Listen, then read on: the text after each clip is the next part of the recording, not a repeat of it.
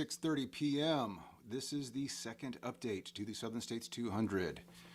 Glad you guys made it in. My name is Alex Morrow. It has been one heck of a day to the start to the race. The Southern States 200 launched today at noon Eastern Time. The race beginning was a disaster as far as production goes. The race itself was fantastic. We're working a lot of our audio and video off of Starlink, which is, not the best thing. When there's a lot of obstructions, when the weather's not quite right, our signal isn't great. So this morning when we tried to launch the race, again, the race went off without a hitch, everything was beautiful, but our signal was terrible. So we didn't get it off the way we wanted to. We're making sure that that's not going to be an issue going forward.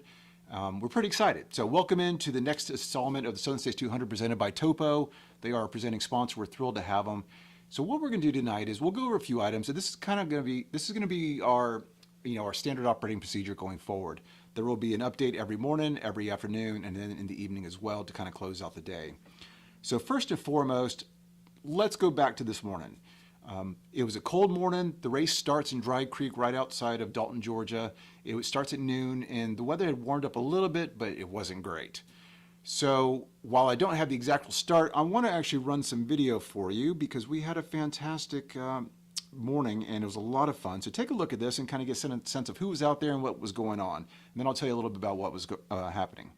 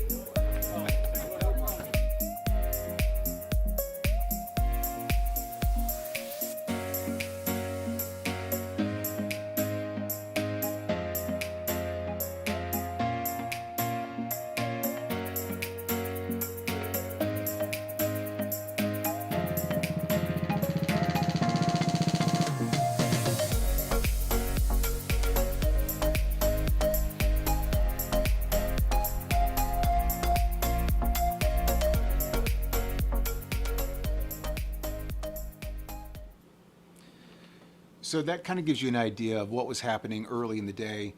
If you've been around a lot of races, whether you've been to marathons or 5Ks or 10Ks, or even out on the trails doing, 50Ks up to 100 milers, 200 milers, there's a very different vibe at a long distance trail race versus a marathon, for instance.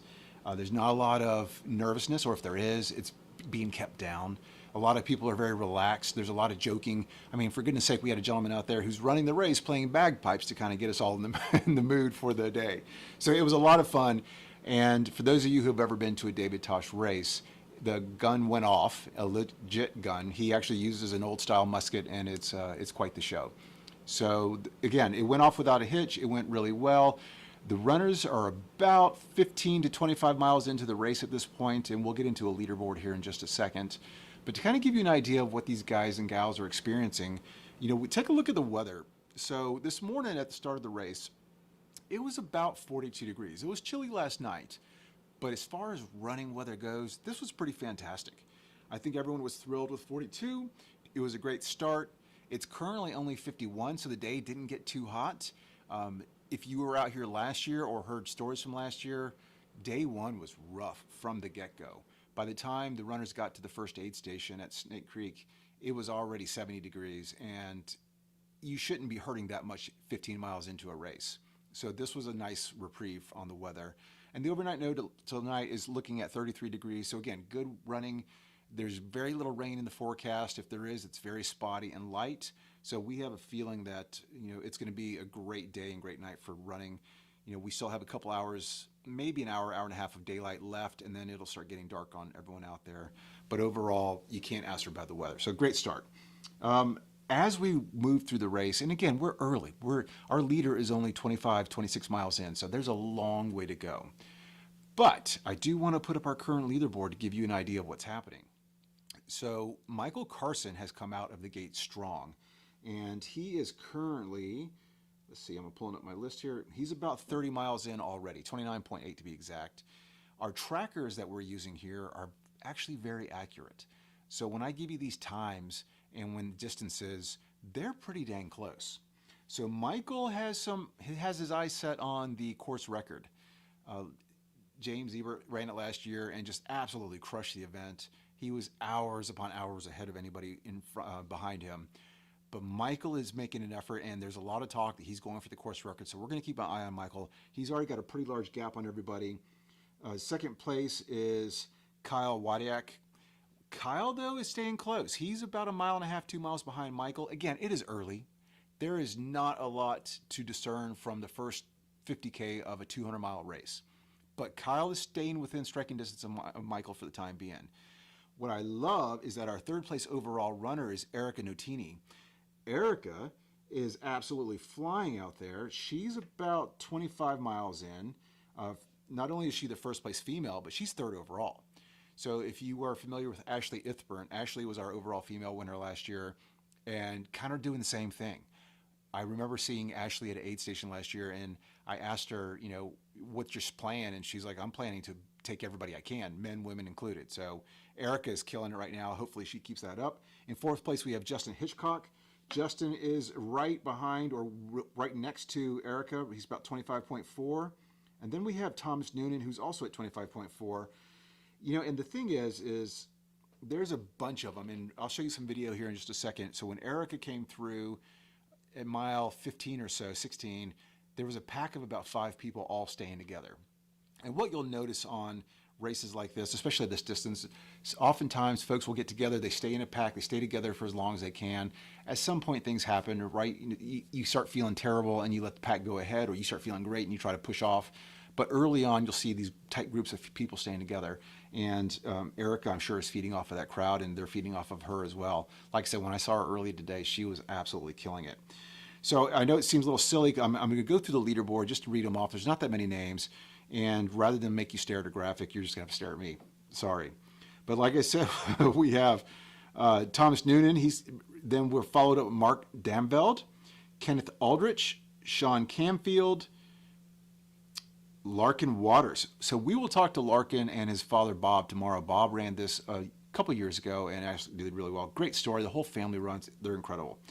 Adam Juska, Ken Walters, Mike Rays, David Fogelman, Sarah Wallace, Troy Dixon, Jenner Smithson, Josiah Dutcher, Andrew Barney, Shannon Ellis, John Gamble, Chris Osgo, Emily Finn, Robin Barron, Ben Hood, Jeffrey Wolf, Chad Ward, Victoria Kendra, Ben Woodard, Alexa Hasman, Guy Brulette, Tracy Keaton, Mark Porter, Ian Krinsky, Walter Hanluser. I'm probably pronouncing a lot of these names wrong. By the end of this week, I'll have them all correct, I promise. Tony McCartney, Brittany Lapointe, Kayla Fitzgerald, Martin Schienkloff. I didn't know he was out here. And that is all I have. That's actually not true. I have Dion Leonard at 15.7. I have Simone Valentine Austin, but I'm not showing any movement, so I'm not sure Simone actually started.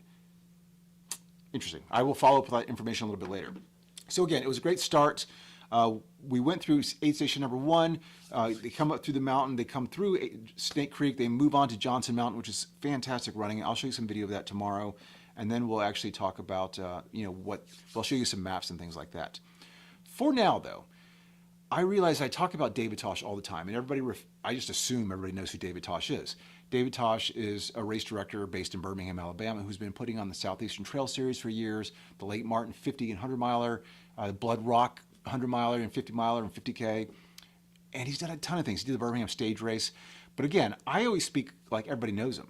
And I realized a lot of people don't. So today I sat down with David. It's only 2 or 3 minutes long, maybe 4. And I had a chance to ask him a few questions. I wanted to share that with you as well so you can get to know David a little bit better. So sit back and get to know David Tosh. Hey guys, I'm sitting here with David Tosh. He's the race director of the Southern States 200. This morning we launched the Southern States 200 off. It was a heck of a start. It was a lot of fun. But before we get to that, I always have people ask, who is David Tosh? Because David Tosh, in at least Birmingham, Alabama, is known for putting on great races. But how did you get there? Have you always been a runner? Yes. I was a very mediocre high school miler. Okay. And it never occurred to me that there's no such thing as a world-class 170-pound miler. You got to try. But anyway, it was just once I got out of high school, I enjoyed running.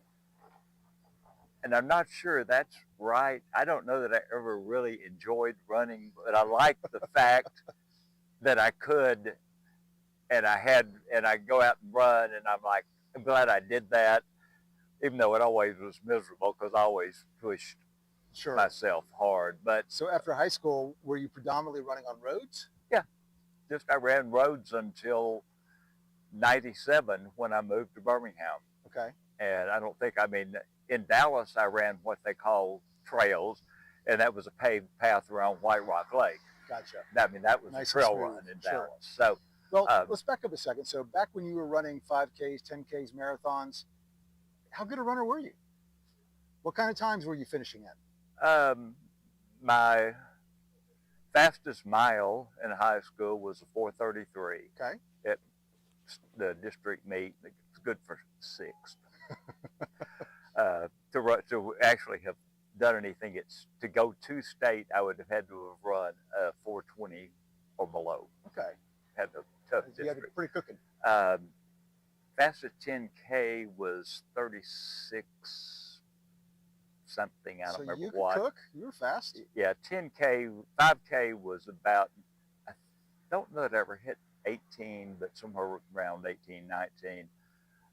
Fastest marathon was 2:47, and then kids came along. We all know that story. And the times started going sure steady progression, Priorities change.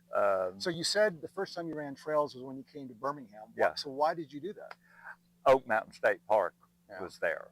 And, having grown up in Dallas where a big tree's the size of a large truck and mountains, about like this building over here, and it's a beautiful mountain right out there in the middle of, no more than, I think it was about 7 miles from where I lived at the time. So I started going there, running up the Peavine Falls Road. Oh, yeah. And then started following the road, the trail further around and back. And but what really did it, we skied. I've skied all my life, but we started skiing in Telluride a good bit. And the guy that owned the lodge we stayed in most of the time ran the Imogene Pass run occasionally. He started telling us about it. We met some other people that ran it. And I thought, I'm going to go out there and do that run. In fact, I've got an Imogene Pass shirt, shirt in my truck over there. It's the most beautiful run I've ever done. It starts in Ouray, climbs from 5,700 feet to 13,100 feet over 10 miles, then drops back down into Telluride in 7 miles. That is gorgeous. And it's just beautiful. And you were hooked. That's like, I'm like, oh, I'm gonna doing do this it. from here on. And literally, I still ran a marathon, usually Mercedes every year. But other than that, I just didn't road run anything. Well, I also did the Montclair run for Sure. a lot of times. But Well, I'm going to interject. For those of you who are watching and are not from Birmingham, Alabama, Oak Mountain State Park is the crown jewel in our state park system. It is absolutely gorgeous. mm-hmm. There are hundreds of miles of trails out there, thousands of acres, mountain biking trails, trail running trails. You can road run out there. Check it out. It's a great place. Mm-hmm. So you're now doing a lot of trail running. You're getting into these big races. You're doing 100 milers and 50 milers. And then you decide to launch a trail series in Birmingham, Alabama. Well, what was that about? It was sort of, I had done the Ride of Love, for Smile a Mile. Oh, that's right. And it's so just logistically difficult to do because you've got to get to Tuscaloosa to start. You've got to get to Lake Martin to a ride to and from. And it was so hard to do. And at some point I thought, I'd like to do something for Smile a Mile. And so I asked the woman that did actually started the Ride of Love, a bike ride that's 150 miles, if they would be interested in in a race. And so we decided to do a race. We call it the Run for Kids. We still do it every year. And it started out the first year. We did it out at Veterans Park, by Spain Park High School in Hoover, which we moved after the first year because it costs so much to have a race there. It wipes out all your profit. The time you put all that, all the fees you have to pay, you have to hire city paramedics and policemen to be there, and it's prohibitive. And so we moved out to Oak Mountain because there you just pay, you reserve a pavilion and have the race. So we started having it out there. Then we went to Chattanooga, Tennessee to do the Chattanooga stage race, which I'd already done several times. And Mary Jo went with me because we always enjoyed Chattanooga. And on the way home, she said, that was really a lot of fun and a neat event. She didn't run. I said, well, it may have been fun to you, but it was painful to me. Chattanooga has some mountains. But we thought, well, we have water jugs. We've got this, that, and the other from, doing Run for Kids. I guess we'd done it it was the second year we had done it. We thought, why don't we do a stage race? And so the first real race, other than the Run for Kids, I think the Chattanooga stage race is like in May. It is now. No, it used to be then in May. Yeah. It was Father's Day weekend. Okay, anyway. And then now they've moved it to the And so in September, we had a stage race. Yeah. We talked to people. We had it at, first stage was at Red Mountain Friday. Second stage was, at Ruffner. Yeah, the first year. Then the second race was at Red Mountain. Then the third one was at Oak Mountain. Yep. And we kept doing that for several years. It never, we had a lot of runners, but all of them running one or the other, not many doing the whole thing. And it was harder. By then we'd started doing the whole series and the Lake Martin 100. And that stage race was the hardest thing we did. And it wasn't practical. Plus with two races within cities, again, the fees you have to pay we probably lost money every year we did it. We were sad to see it go because I ran it every year and it was a lot of fun.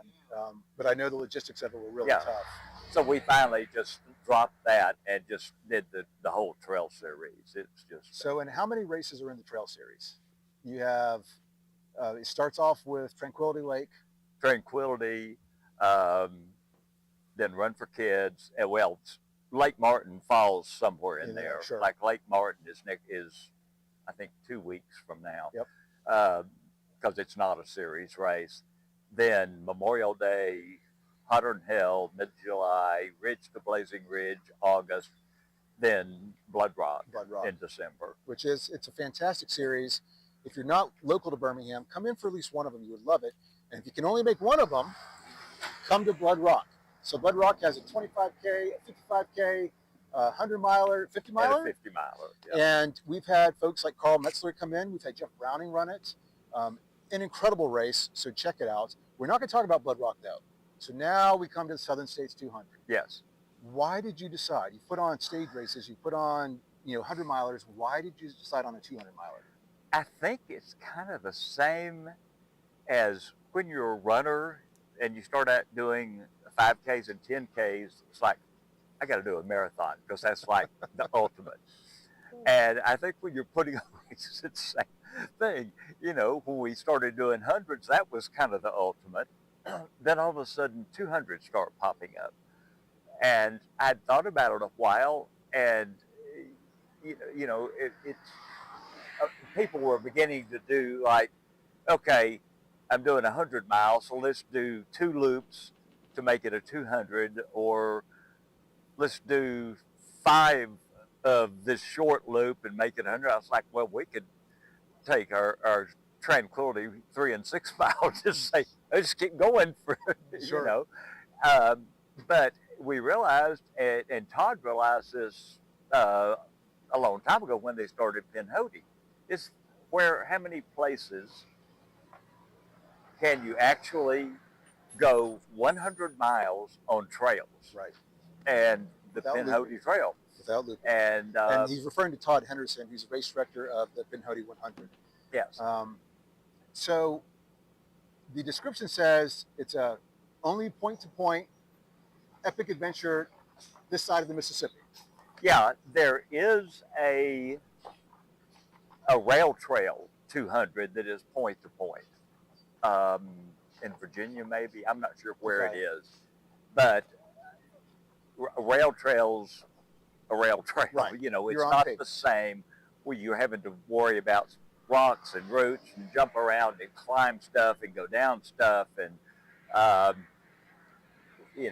it's enjoyable, but it's like our Endless Mile, which is another race we do in October.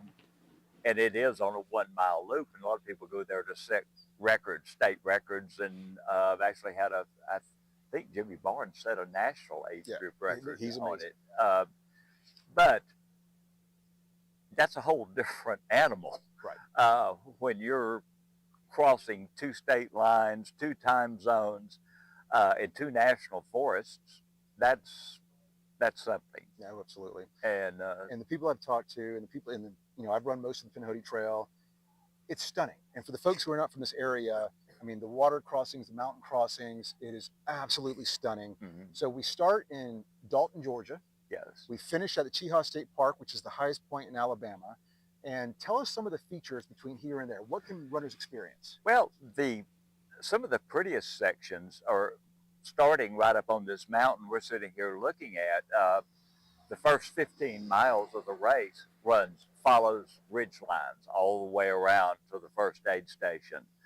Then after that, you go up to Johns Mountain.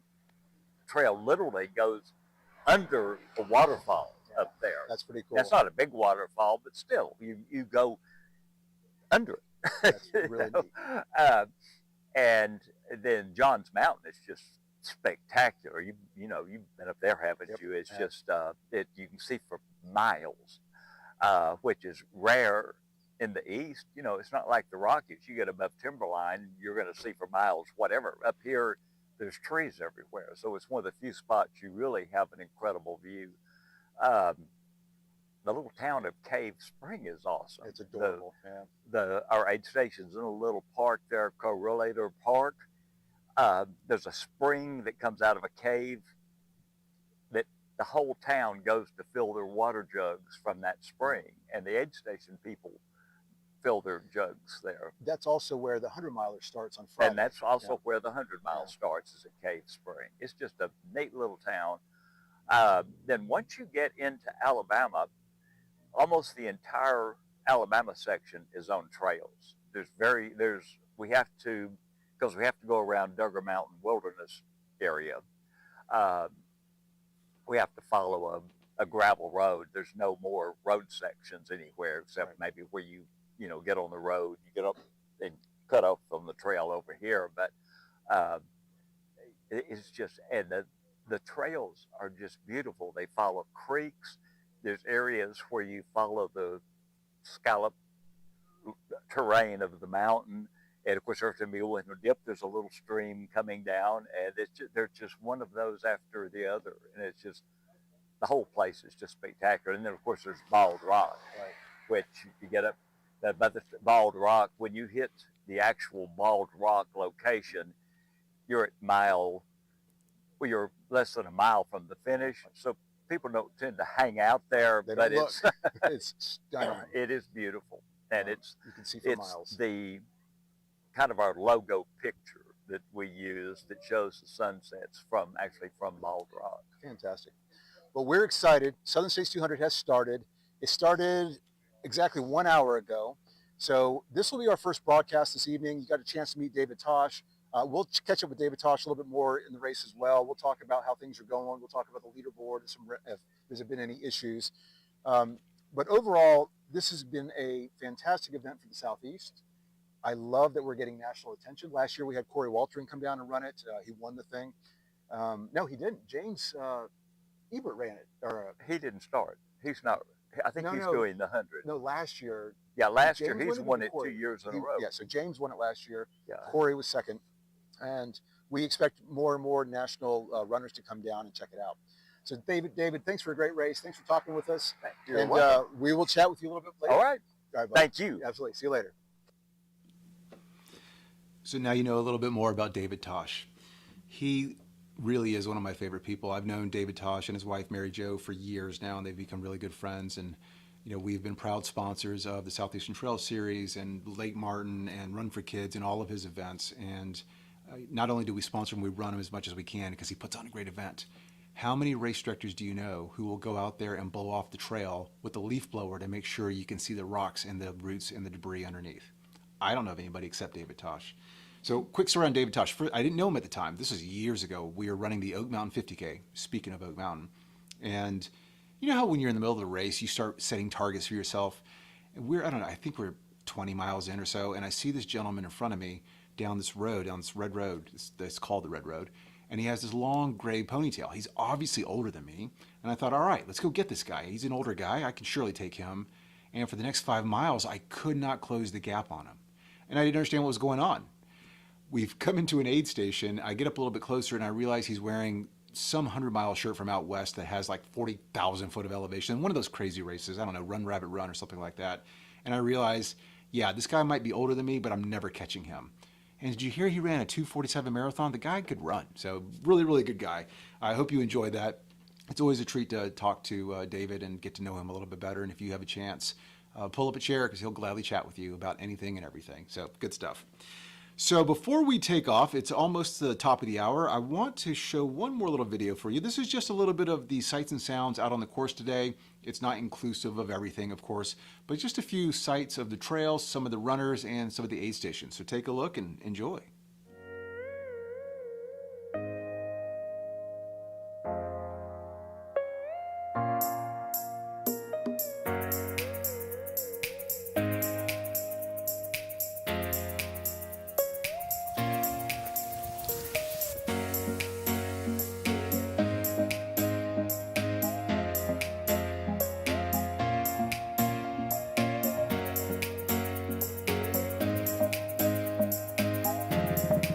Go, Michael. Nice work, dude. About a mile and a quarter to the aid station. Nice work. Looking good, man. Good. How about you? About a mile and a quarter to the first aid station.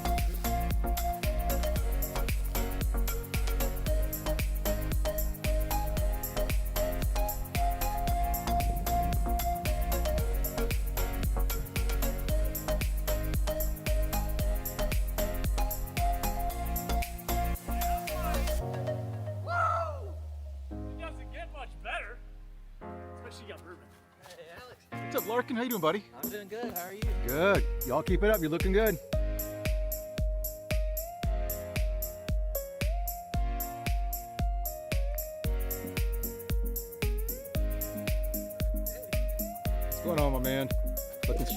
Keep it up.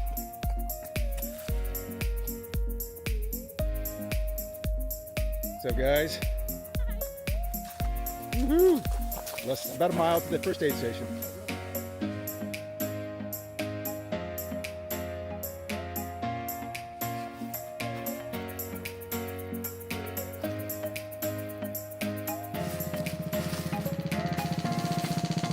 Work.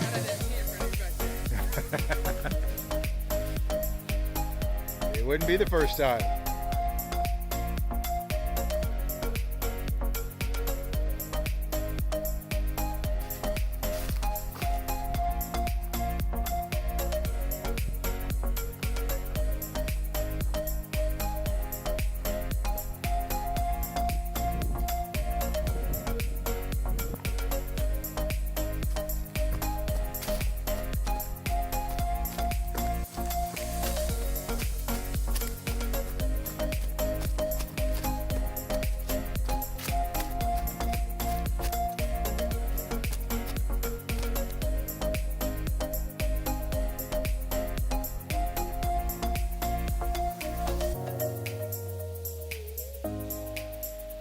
Nice work.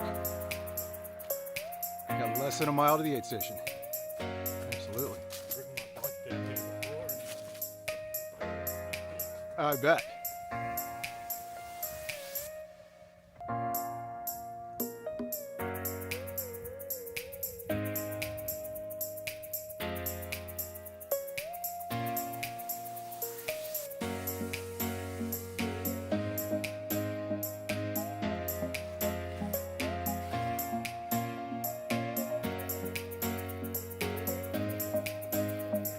Friend? Good, how are you doing? Less than a mile to the aid station. That's it.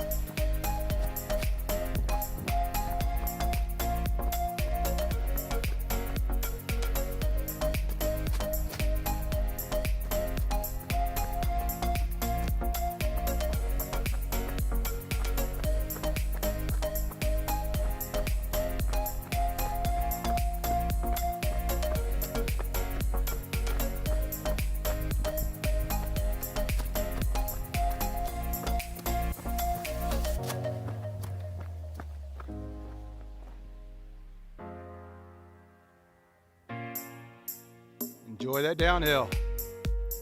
Enjoy that downhill.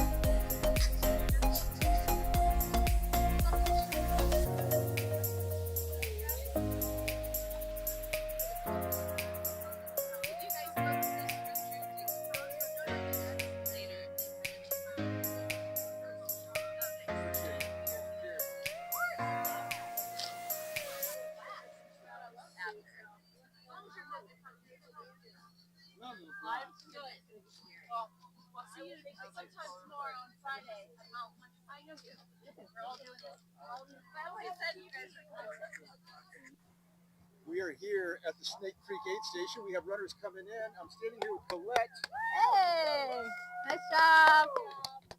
So Colette, when this guy comes in, what can they expect at his aid station at Southern States 200? Yeah, so we have a smorgasbord full of stuff. So I have hot food here. I have cheese and chicken quesadillas, chocolate chip cookies. We have to-go bags if anybody wants any to go. So Skittles, chips, M&Ms, and Easter bunny gummies. We have bananas, pickles, peanut butter and pretzels, oranges, peanut butter and jelly, tailwind, and water. Very nice. Yeah. So as the temperatures drop, is there a lot of hot food available? Yes, there will be. So this aid station closes at 6. So anything that anybody wants, we can cook for them. No problem. Fantastic. Yeah. And so far, so good in the race? So far, so good. Yeah. Awesome. Well, thank you so much. You're welcome. See ya. So there you go, kind of a down and dirty snapshot of today. A lot of fun. You know, people are in good spirits on day one. It's early. Everybody's feeling good. The weather, like I said earlier, was great. We'll see how everybody's doing by Saturday morning. And we'll also have the 100-milers in the race by then as well. And that's when you actually start seeing some really interesting things out on a 200-mile course. Before I leave you, just a very quick update. And again, we are so early. Don't put a lot of stock in it. But I'm going to say that Kyle Wadiak has taken the lead and is currently at mile 33.1. Again, this means not a whole lot. There's a lot of race to be had. So that's it for today. A heck of a day one. We had a few kinks this morning, like we talked about. Our Starlink just wasn't working, so our video looked terrible.